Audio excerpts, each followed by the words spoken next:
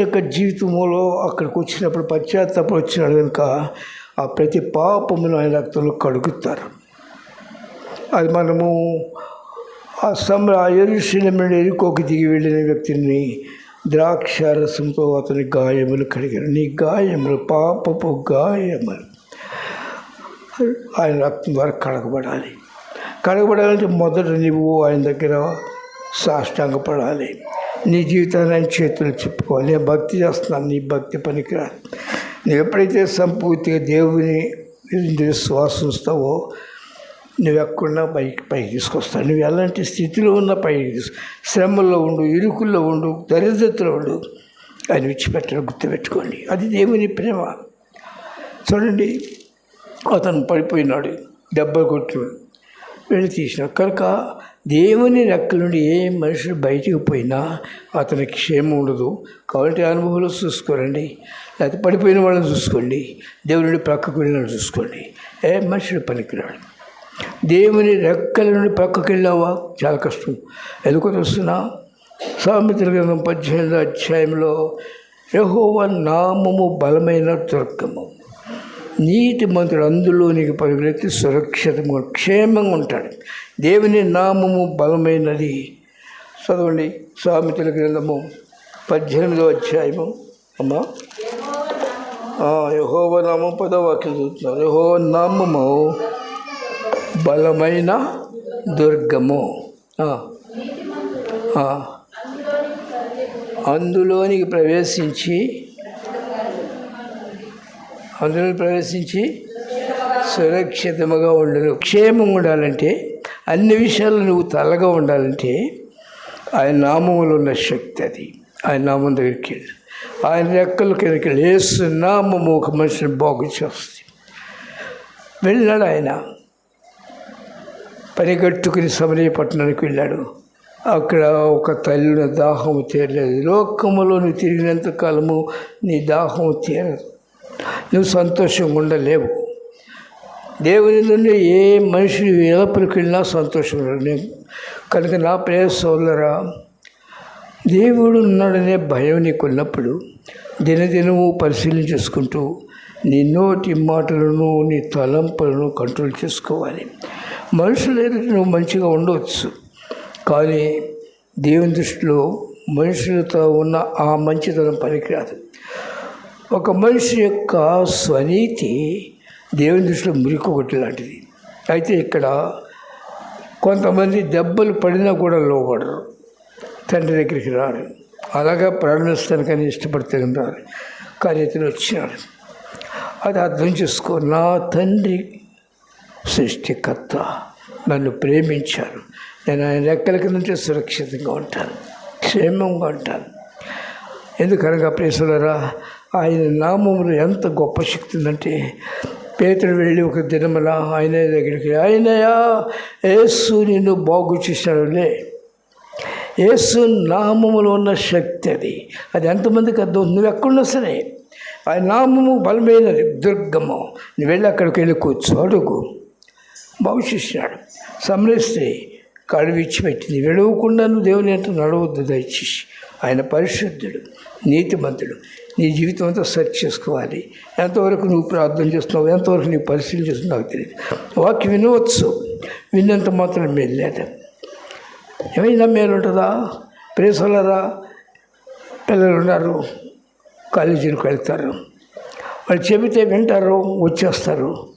మన మామూలుగానే ఉంటారు అనుకోండి.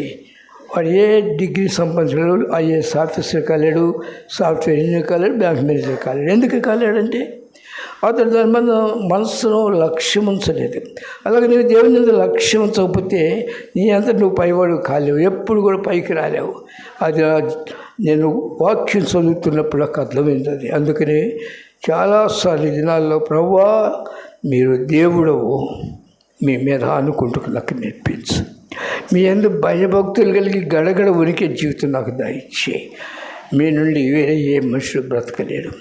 సోదరుడా, నువ్వు ఎక్కడైనా సరే ఎలాంటి స్థితిలో ఉన్నారా, దేవుని దగ్గర వస్తూ మురికిని విడిచిపెట్టా. ఆమె కొంత సమయం దేవుని దగ్గర ఉంది, వింది. వెంటనే అక్కడ విడిచిపెట్టింది. వచ్చి వెళ్ళే వ్యక్తి ఉండదు. ఎప్పుడైతే నువ్వు సెర్చ్ చేసుకుంటావో ప్రియసోదరులారా, దేవుని వాక్యం ఎవరైనా తెలుసురా, ఆ వాక్యాలన్నీ కూడా సత్యము, అన్నీ కూడా నెరవేరుస్తాడు దేవుడు. ఎవరిని విడిచిపెట్టడు. చూడండి 23వ కీర్తన ఉంది, యెహోవా నా కాపరి, నాకు లేమి కలగదు. యెహోవా నా కాపరి, నాకు లేమి కలగదంటే కరువు లేదు, అది అర్థం. నాకు కరువే లేదు. దేవుడు నీ కాపరి కూడా కరువు లేదు. ఆయన రెక్కల కిందకి నువ్వు వస్తే, మహోన్నత రెక్కల కింద నువ్వు నివసిస్తే, నీ ప్రక్కన 1000 మంది పడినా, కుడి ప్రక్కన 10,000 మంది కూలినా, అందరూ అప్పులు పాలైపోయినా నువ్వు భయపడాల్సిన పనే లేదు. నిన్ను దరిద్రులుగా చేయడానికి దేవుడు ఏర్పరచుకోవాలి. నేను నిన్ను తలగా చేస్తాను, నేను ఆశీర్వాదానికి పాత్రగా చేస్తాను.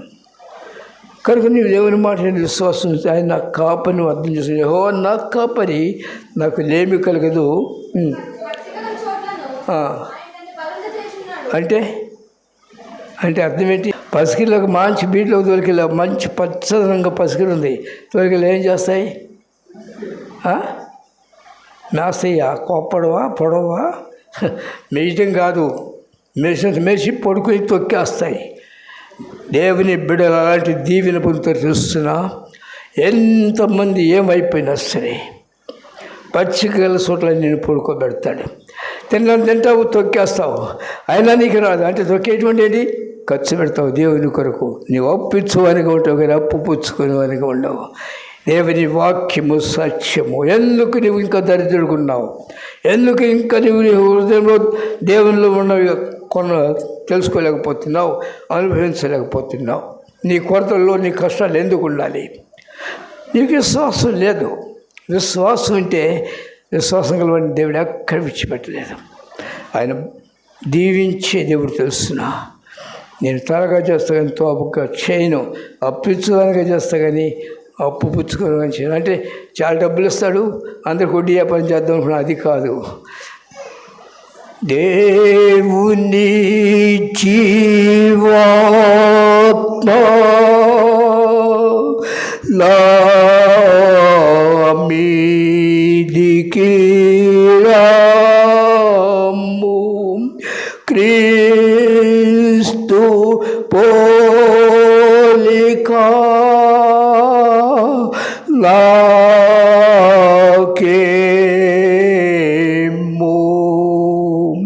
సహోదరుడా, దేవుని వైపు చేరితే అడుగుతూ ఉంటావు, మీ జీవమును నాకు దయచేయండి. నేను సచ్చి కంపు కొడుతూ ఉన్నాను. నా జీవితంలో స్వేచ్ఛగా లోకల్లోకి వెళ్ళాను. ఏం సంపాదించాలా, ఏం తినాలా? ప్రయాసోదరుల పరిగెత్తితేమో తెలుసునా, దాని కొరకు ఆశించి వెళ్ళిన వారి నోట్లో మట్టి అని సామెత గ్రంథం రాయబడింది. ఏం కొడితే తెలుసిన నోట్లో మట్టి కొడతాడు దేవుడు. దేవుని విడిచిపెట్టిన లోకంలో పరుగులెత్తి ఏం సంపాదిస్తావు? అయితే సహోదరుడు, దేవుని యొక్క శక్తిని అర్థం చేసుకున్నప్పుడు నువ్వు ఎలాంటి స్థితిలో ఉన్నా పైకి లేపక శక్తిమంతుడు దేవుడు. ఆయనలో తక్కువేమీ లేవు, అన్నీ ఉన్నాయి. ఆయనకి బుద్ధి, జ్ఞానము, సర్వ సంపదలు ఆయనలో ఉన్నాయి. ఆయన నువ్వు ప్రేమించగలిగితే, నన్ను ప్రేమించు అని నేను ప్రేమించున్నాను.